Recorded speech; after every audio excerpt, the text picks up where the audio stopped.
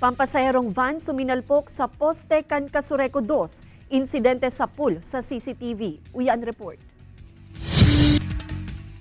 Pasado alas 5 nin aga kanakaaging Huwebes Santo, may hiling sa CCTV footage na ini ang pag-agi kan mga ludadan sa intersection na sakop kan barangay Anayan Pili, Camarines Sur. Aban-aban pa, may hilingan sarong nagdadangadang na van na bigla na sanang buminangga sa poste kan kuryente sa nasambitan ng lugar. Basado sa investigasyon kan pulisya, halay sa banwaan ni Nabo ang van, asin pasiring sa direksyon kan syudad ni Naga, kan bigla na sana ining magduro-diretso hasta sa buminangga sa nasambitan ng poste kan Casureco 2. Base po sa CCTV na hiling mi, ano po siya, diretso lang siguro po na ano siya na wala sa pagmamaniho niya na pwede pong nakaturog yan. Pag hiling mi po, diretso man lang sa banya, mayo man iniwasan na ibang bihikulo. Maswerte na mayo mang ibang nakulgan sa insidente, apwera sa driver kan van na nagsapo sa nanin minor injuries.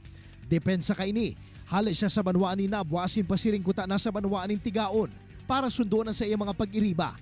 Dangan pag-abot sa nasambitan ng lugar, bigla na sa nasubot nagkat ang pigsusundan kaining tricycle, rason para mag-iwas siya digdi asin magduro-diretso sa poste kan kuryente.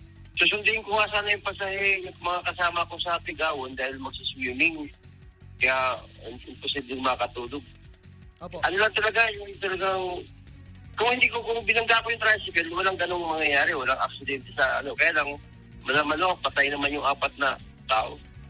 Sigunman Kirener Bukay, tagapagtaram kan Casureco 2, kaipuhan na bayadan kan driver ang total na danyos na naging kausa kan aksidente. Papabayadan pa, si kantidad po kayo ito, dapolon pong mga nadistroso duman, kabali po itong mga residential consumers na yaon po duman sa may Anayan. Nagpatanid man si Bukay sa mga residente, harani sa pinangyarihan kan aksidente na posibleng magkaigwanin emergency power interruption sa masurunod na aldaw para sa pagribay kanadanyarang poste. Nagpagirumduman ng otoridad sa mga motorista na maglikay sa pagmamaneho nganing maibitaran ang mga siring na insidente. Kaibahan si Carlo Abunita, Jesse Cruzat, Balitang Bicolandia.